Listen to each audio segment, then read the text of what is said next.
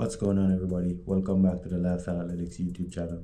Today we're going to dive into how many days per week should you as a 400-meter sprinter do cardio-based work or long runs per se. Some people call it long runs, some people call it tempo work, some people call it cardio. How many days per week should you be doing this? And we could go deep into this because we could get into what it should look like in season. But for today, we're just going to focus on how many days per week should a 400-meter sprinter do cardio-based stuff or long run or focus on endurance.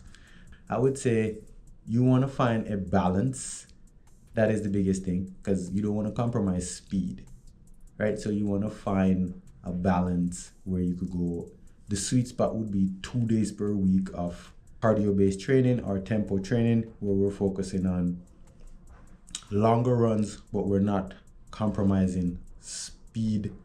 We're not compromising speed, and we're not compromising sprint form, because the 400-meter is a sprint. It's under a minute when you do it correctly.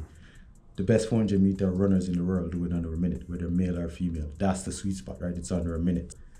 When we think about speed endurance plays a crucial role when it comes down to the 400 meters specifically. My theory is stay close to your event, right? So for example, I have 400-meter runners, quarter milers.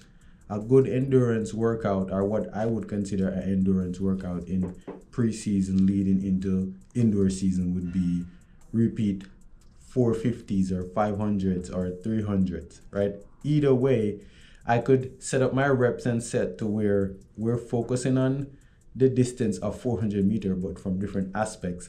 And at the same time, we're not compromising sprint form, if that makes sense. The sweet spot is 2 days a week. You want to focus on 2 days a week of speed endurance, or what some people will classify as tempo, if you're looking at it from just a basic level of getting in repetition and covering a certain amount of miles. But when we're thinking about the 400-meter sprint, we're thinking about the distance, the repetition, the time, and the intensity, and what is the goal of that part of the season. And the part of the season that we're focused on today is we're focused on beginning of the season to indoor season or pre-season, depending on where you are in the world. You want to start out not too far off your event. I don't like to have my quarter milers doing cross country or running repeat 800 or nothing crazy like that. I want to keep the mechanics of sprinting for 400 meter going and set up my reps and sets to balance out. 2 days is a sweet spot, and don't do a 30-minute run if you're trying to run for a minute. That is the last thing I'm going to say here. If you're new to the channel, remember to like and subscribe. Until the next one, see you guys.